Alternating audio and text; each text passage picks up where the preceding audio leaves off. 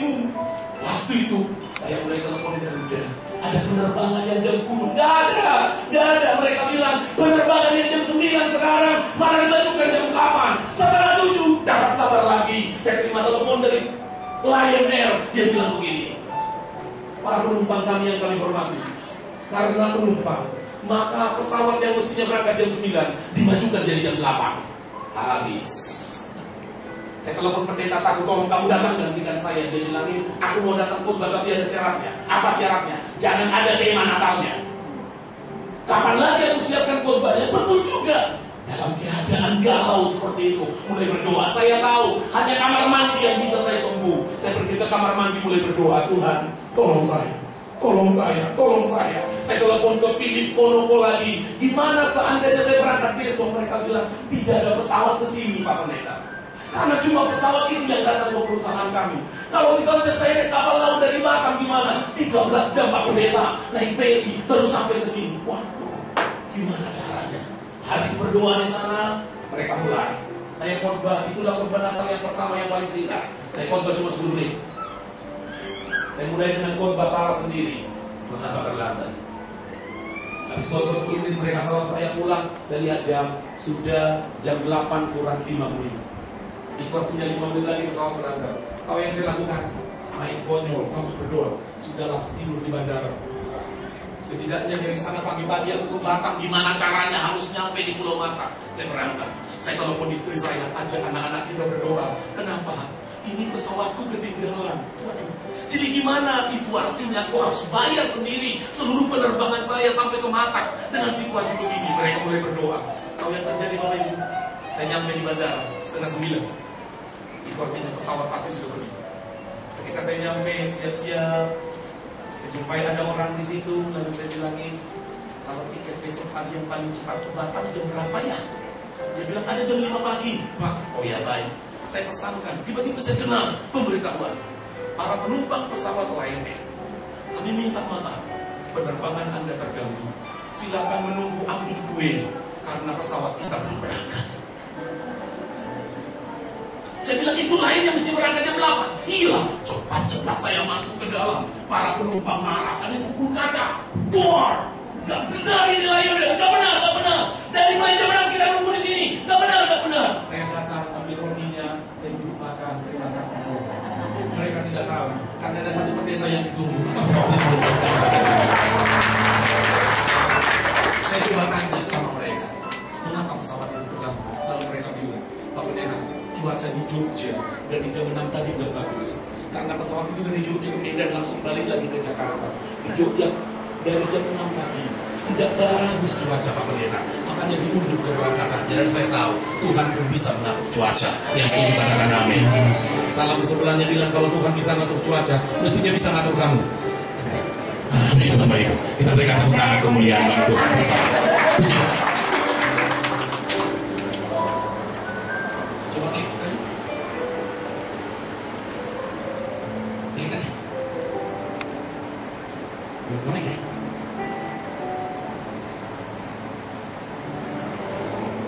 File aja. Coba tekan.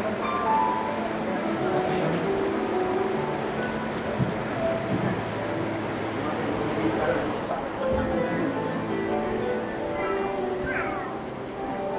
Padam dulu sementara.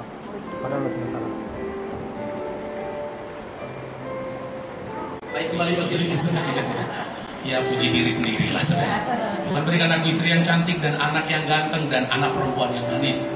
Namanya Timothy, namanya Natasha, istri saya namanya Erliani. Tuhan berikan saya seorang istri, orang komputer, dan kami lengkap pas. Itu yang terbaik dari Tuhan. Ini gereja tempat pelayanan saya. Ini gereja yang kedua yang saya gembalakan, sebuah panggung wayang. Puji Tuhan. Kemarin saya cerita Bapak Ibu, saya ingin menunjukkan sebentar bagaimana salah satu pelayanan kami. Kami berbagi kasih dengan orang gila. Begini bentuknya. Speaker.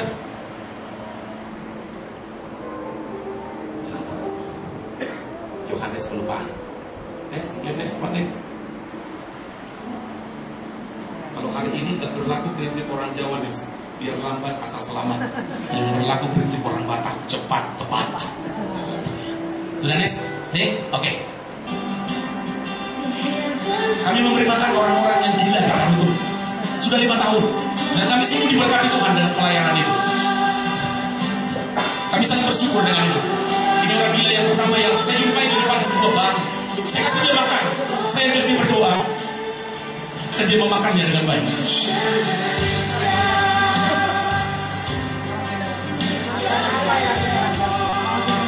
Ada salah satu orang gila kami jumpai, rupanya tinggal rumahnya, inilah rumah orang gila itu. Sangat memprihatinkan. Dan disitulah dia tinggal, disitulah dia tidur. Tapi Tuhan peliharakan mereka juga. Kami ketemu dengan orang gila yang kedua. Seorang ibu duduk, kasih makan, dan dia menerimanya dengan baik. Tetapi kami bilang berdoa. Itu yang masih bisa kami kerjakan.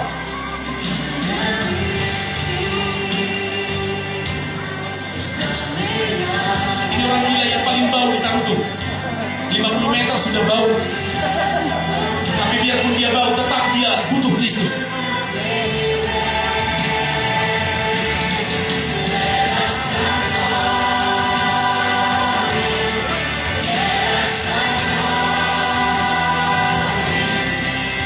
Ini orang gila selalu bawa kucing. Mungkin sama gilanya dengan kucingnya. Kasih makan. Dan dia tersenyum bilang terima kasih. Kalau dia bilang terima kasih, pasti udah mau sembuh.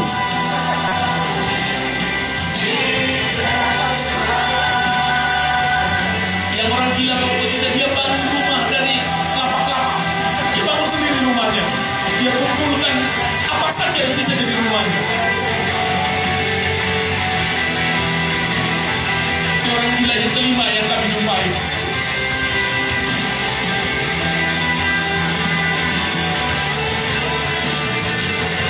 Lebih dari 10 orang yang setiap hari coba kami kasih. Alasan melakukannya cuma satu. Kita berkata kasihi sama manusia seperti engkau mengasihi dirimu sendiri. Kita beri tepuk tangan kemuliaan bagi Tuhan. Sekali lagi belajar berbagi dengan orang lain. Amin Bapak Ibu Saudaraku. Puji Tuhan. Kita lanjutkan kembali. Saya ingin bicara tentang doa seorang anak sekolah minggu. Guru sekolah minggu dengar. Tolong guru sekolah minggu dengar doa anak kecil ini. Saya sangat terkesan dengan doanya. Yang keras speakernya. Tuhan, sudah 120 kali aku meminta padamu agar Tuhan memberikan padaku seorang guru sekolah minggu. Jangan kirim padaku seorang guru sekolah minggu yang tidak siap. Jangan kirim padaku seorang guru sekolah minggu yang sering terlambat. Jangan kirim padaku seorang guru sekolah minggu yang tidak sayang padaku. Tapi kirim aku seorang guru sekolah minggu yang baik seperti Tuhan Yesus. Tidak usah indah suaranya, namun ramah senyumnya. Tidak usah cantik parasnya, namun menarik pribadinya. Tidak usah tegap badannya, namun lembut hatinya. Tidak usah bagus bajunya, namun rendah hatinya. Tidak usah baik ceritanya, namun Kristus hidupnya. Agar ketika aku sedih, aku dapat menangis di peluknya. Ketika aku gembira, aku dapat tertawa bersamanya. Ketika mama dan papa berselisih, aku dapat berdoa dengannya. Tuhan, aku ingin yang baik seperti Yesus. Biarlah guru sekolah minggu di pintu lu mewujudkannya. Katakan amin. Puji Tuhan. Kita lanjutkan. Saya ingin memberikan sebuah tema hari ini. Ketika jawaban doa tertunda. Siapa yang pernah mengalami doanya, jawabannya tidak langsung datang? Mari kita akan belajar sama-sama dari teks ini. Perhatikan sebentar sebuah ilustrasi ini. Ada 3 pohon. Ketiga pohon ini mereka berdoa. Mereka punya mimpi tentang masa depan mereka. Pohon yang pertama, dia mulai bermimpi.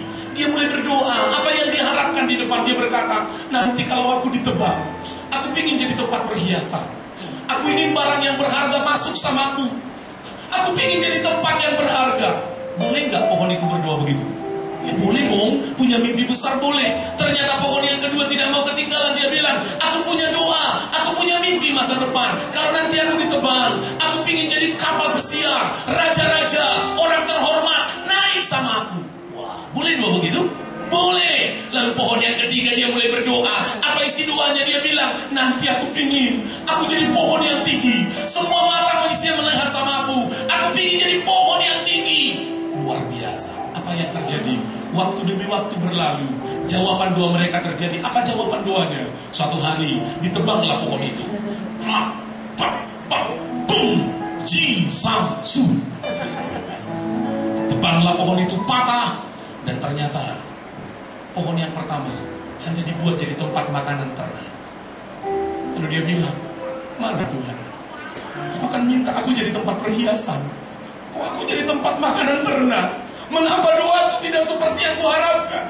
Pohon yang kedua dia berdoa jadi kapal pesiar para raja. Ternyata ketika ditebang, dia hanya jadi kapal seorang nelayan miskin. Dia bilang, mengapa doaku tidak terjawab? Mengapa apa yang kuharapkan justru tidak itu yang terjadi? Ketika pohon yang ketiga ditebang, dia dibiarkan begitu saja. Di Indonesia namanya illegal logging. Masalahnya adalah ketika pohon ini tidak mencapai mimpi, hanya waktu demi waktu berlalu. Mengapa? Masih koma, belum titik. Betul? Betul? Betul? Lihat yang di sebelahmu, ingatkan kepada dia, kamu masih koma. Hari ini Pastor Boyman gembala sidang di Bintulu, koma. Besok ada yang tahu. Hari ini engkau kaya, amin. Tapi jangan lupa, masih koma. Hari ini engkau terhormat, amin. Tapi jangan sombong, masih koma. Sekali lagi temukan di sebelahmu, masih koma. Jangan pernah membuat titik, karena kau tidak berhak membuat titik dalam hidupmu. Yang bisa membuat titik itu cuma Tuhan. Cerita selanjutnya Tuhan yang punya. Apapun yang terjadi sekarang, koma. Amin. Lanjut. Apa yang terjadi? Suatu hari, pohon yang pertama dia mimpi jadi tempat perhiasan. Lalu datanglah Yusuf dan Maria ke tempat makanan ternak itu. Dibaringkanlah Yesus yang mulia di tempat makanan ternak itu. Saat itulah pohon itu berkata, doaku terkabul. Suatu hari datanglah orang Majus, diletakkanlah emas di situ. Lalu dia mulai berkata, doaku terkabul, doaku terkabul. Hanya tertunda waktunya. Pohon yang kedua bilang, dia ingin jadi kapal pesiar. Suatu hari datanglah Yesus meminjam perahu Petrus, nelayan kecil itu. Boleh aku pinjam perahu Petrus? Ketika Yesus naik, dia bilang, Raja segala raja, sekarang menaiki aku. Terjawab doanya, lebih dari terjawab. Lalu pohon yang ketiga berkata, diletakkan, aku ingin jadi pohon yang tinggi. Diambillah dia, lalu dibentuklah jadi salib. Dan pada saat itu dia jadi pohon yang tertinggi. Semua mata memandang kepada dia. Dan ketika mata melihat kepada dia, orang itu diselamatkan. Sekali lagi, mungkin doamu belum terkabul, namun hari ini saya ingin kita belajar bersama-sama. Mengapa sampai doa belum terkabul? Namanya delay. Lanjutkan. Jangan pernah tiru doa orang sesat ini. Ini dua laki-laki sesat yang mengharapkan jodoh. Ini doanya. Tuhan Yesus, jika dia adalah jodohku, dekatkanlah. Jika dia bukan jodohku, jodohkanlah. Jika dia tetap bukan jodohku, jangan izinkan dia dapat jodoh. Setelah itu, biarkan dia menyadarinya dan jodohkanlah kami kembali. Inilah doa yang paling parah yang pernah kutemukan di dunia. Lagi, realita doa, saya pikir Bapak Ibu setuju. Pasti kita pernah mengalami ada yang namanya berdoa langsung dikabulkan, amin. Tapi jujur kita berkata juga, pernahnya kita berdoa, ada doa yang butuh proses waktu untuk pengabulannya. Sudah berdoa sekian tahun baru terkabul. Tapi juga kalau kita jujur berkata, ada doaku yang sampai hari ini tidak dikabulkan. Matius 7 ayat 7, saya ingin kita baca yang keras. 1, 2, 3. Minta. Teruskan. Teruskan. Apa yang pertama? Apa yang pertama? Apa yang pertama? Apa yang biasa kita lakukan yang pertama? Carilah. Kalau kita punya persoalan, yang pertama sering kita lakukan bukan berdoa, bukan meminta. Mulai berpikir, gimana jalan keluarnya ya? Kesulitan keuangan aku ini ya. Rumah Pak Boy mana dulu aku pinjam uang. Otaknya langsung jalan. Yang Tuhan mau, apapun yang terjadi dalam hidupmu, langkah pertama, mintalah. Amin. Berdoalah. Setelah itu, berusahalah. Setelah itu, ketoklah. Apa yang diketok? Lihat saya, untuk sebuah doa mengetok. Doa mengetok hanya terjadi untuk sebuah pintu yang tertutup. Ketika kau sedang menghadapi pintu yang tertutup, saat itulah dibutuhkan yang namanya doa mengetok. Berdoa sampai pintu terbuka. Lihat saya sebentar. Ini mengetok atau mandoltok? Ini mengetok. Mengetok itu gini. Shalom. Dibuka. Lebih kencang. Shalom. Shalom. Ada nggak yang mengetok gini? Shalom. Oh. Ketok. Namanya doa mengetok memang butuh kesabaran. Tunggu sampai pintu itu terbuka. Amin, saudaraku. Kita beri tepuk tangan kemuliaan bagi Tuhan bersama-sama. Sebuah filosofi yang saya ingin terus dibangun. Kalau saudara ingat saya, ingatlah prinsip ini. Push, pray, amin. Sampai sama Yesus. Terlambat sudah kau datang padaku. Setelah Lazarus dikubur sekarang, pulanglah kau. Terlambat, begitu. Oke. Silakan duduk, Ibu. Saya ingin bicara dengan ibu sebentar. Sini, Bu. Seandainya ibu, apa yang akan ibu bilang sama Yesus?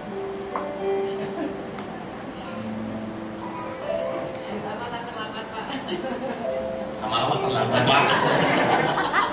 Makasih, Bu. Kita beri tepuk tangan bagi ibu. Seandainya aku rasa itu orang Batak, dia akan ngomong begini. Seandainya aku, Yesus, kecil kalilah persahabatanku. Sengaja kau Tuhan, begitu baiknya aku samamu. Sudahlah, putus hubungan kita. Saya pernah ketemu dengan orang yang mundur dari Tuhan karena doanya tidak dijawab. Saya pernah bertemu dengan orang yang bilang begini, sudahlah kalau gitu, aku jadi muslim saja. Mengapa? Tuhan Yesus tak mau jawab. Kalau Yesus mau jawab, biar Nabi Muhammad sallallahu alaihi wasallam.